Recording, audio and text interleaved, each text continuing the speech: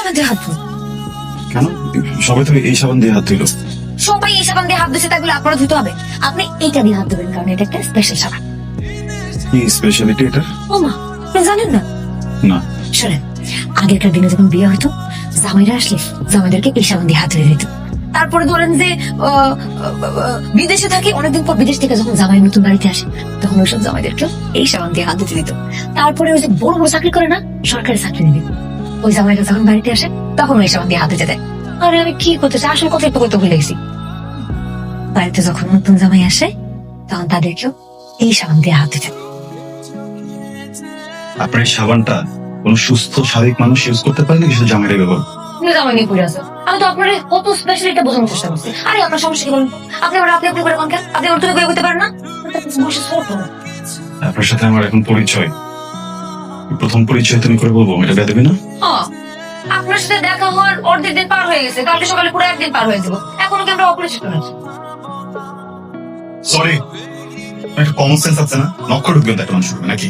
আচ্ছা, আপনি শুধু সরি স্যার কোন কেন? সমস্যা কি আপনার? স্যার তো আমার খাওয়া উচিত ছিল। সত্যি তো আমার তো এরকম নক নক করে ঢোকা উচিত হয়নি। কিন্তু মুরব্বীরা একটা কথা বলেছে, যেটা হয় ভালোর জন্য হয়। সরি, আমার কই সরি? ওইভাবে বলিনি। শোনেন, বিষয়টা একদম ফানি না, হ্যাঁ? পুরো বিষয়টা আনকমফোর্টেবল করার মতো। আনকমফোর্টেবলের কি আছে?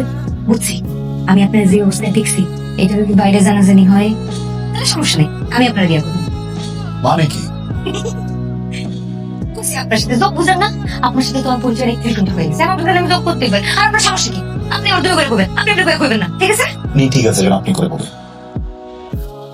আচ্ছা, আপনি কত একটু কম বলেন। না, আমার কম বলেন কেন? ইন্টারেস্ট পাই না তাই।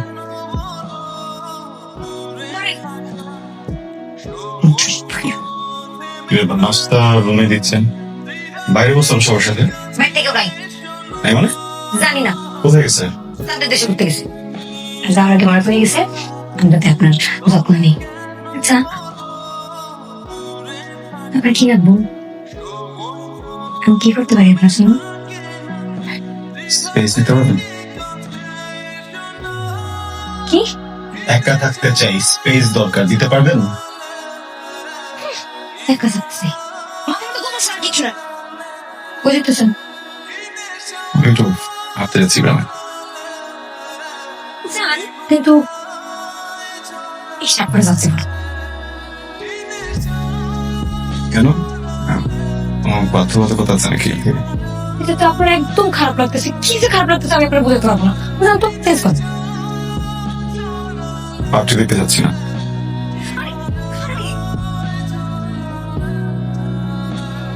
স্পিডে কিচ্ছু বুঝে না। শুনেন, আপনি তো শহর থেকে আসছেন, গ্রামের আবহাওয়া সম্পর্কে একটু জানেন? এই যে আপনি রং বেরঙের শার্ট পরছেন, এটা ধুইরা বড় বড় গাছের নিচ দিয়ে যাবেন না, ঠিক তখনই আপনার ধুইরা পেটনি ছিলেন, পেটনি পেট নিয়ে আপনার কল্লাটা ধুইরা একদম আটকে দিল। আচ্ছা, দেখেন, পেট নিয়ে আমার ঘর মটকাবে কিনা শিওর না, কুসংস্কার আপনার ঘর মটকাবে শিওর। হ্যাঁ, ভালো থাকুন। আবার কি? মরবে ওদিকে যেতে পারবো না, এখানে বলেন। এখানেই বলতে হবো? হ্যাঁ। আই, ওই চোখের সাথে নাকি তোমার কাছে টাকা পায়, দেখেন তোমার খুঁজতেছে, যাও যাও তাড়াতাড়ি যাও। এসব মানে কি বলেন? দেখেন, আমি তো ঘোড়ার পাশে কথা বলতে পারি না, আমি যেটা কই সোজা সোজা কই, হার্ট টু হার্ট। বুঝিনি। বুঝেন নাই? বলেন। আচ্ছা, আমি আপনার জীবনের এমন একটা কবিতা হতে চাই যেটা আপনি সারা জীবন পড়বেন আর মনে রাখবেন। কি ব্যাপার, এখনো বুঝেন নাই?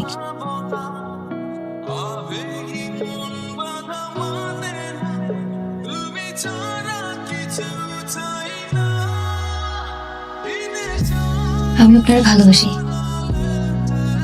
I love you.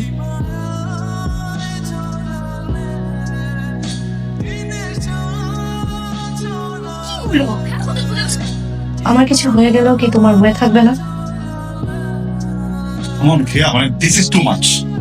আমার না এসব ভালো লাগতেছে না, বুঝছো? তুমি না প্রয়োজনে অপ্রয়োজনে প্রত্যেকটা কাজে আমাকে থ্রেট করো। হ্যাঁ, কথা কথা মরে যাবা, কথা কথা মরে যাবা, কথা তোমাকে হারাই ফেলে। এইভাবে তো একটা সম্পর্ক চলে না। এতদিন পর্যন্ত সিলি সিলি বিষয় নিয়ে করছো, আমি কিছু বলি নাই। অনেক কিছুতে মেজাজ খারাপ হয়েছে, অনেক কিছুতে আমার অনেক সমস্যা হয়েছে, তো আমি কখনো কিছু বলি নাই। আমি সবসময় তোমার কথাটা রাখছি, তোমার মন রাখছি। সে আমার ক্যারিয়ার নিয়ে, আমার লাইফ নিয়ে, আমার ড্রিম নিয়ে কথা বলতেছো তুমি, এখানে তুমি আমাকে থ্রেট দিচ্ছ। দেখো দেয়, আমি আমার ক্যারিয়ার কারোর জন্য কম্প্রোমাইজ করবো নেভার, বুঝছো? হ্যাঁ, তুমি আমাকে যত থ্রেট দেয়, এই থ্রেট এবার আমি মানবো না। আমার গোল, আমার ক্যারিয়ার, আমার ড্রিম, আমি কারোর জন্য কম্প্রোমাইজ করবো না। কই যাচ্ছেন? কই যাচ্ছেন আপনি? ঢাকা। কেন? আপনি জানেন কেন যাচ্ছি? আমি একটা দোষ করছি, আপনি শাস্তি হিসেবে আমাকে থাপ্পড় দিচ্ছেন। আমার থাপ্পড় দিয়া আপনি নিজেও একটা দোষ করছেন। আমার শাস্তি তো আমি পাইছি, আপনার শাস্তি তো আপনি এখনো পান নাই। আর শুনেন একটা কথা, তোমাদের একটা কথা বলছিলাম না আপনারা, এটা কিন্তু সত্য না। আমি আপনার কোনো পছন্দ করি না, ভালোবাসি। আসলে বেশি কি জানেন, এই আপনি ঢাকা থেকে আসছেন না, সত্যি কথা যেটা, আপনি তো আবার দেখতে একটু লম্বা চড়া সুন্দর আছেন। আমার বান্ধবীরা আপনারা দেখে একটা বাজে ধরছে, বলছিল যে কে আগে আপনারা পটাতে পারে, এই জন্যই আপনার আমি কথাগুলো করছিলাম। কিন্তু আপনি তো আমাকে কষে একটা থাপ করতেছেন, আপনি কিন্তু কাজটা একদম ঠিক করেন নাই।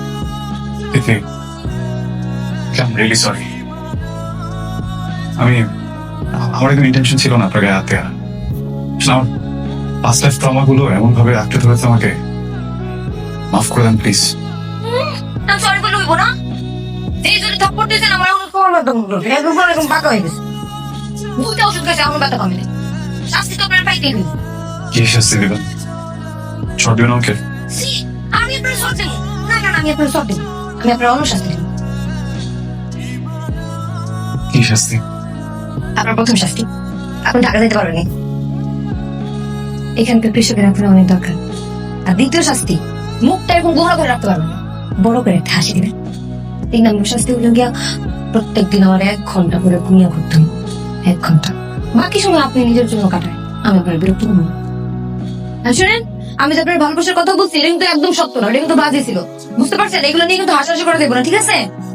জি। দাঁড়াইছেন কেন? যান, বাড়তে যান।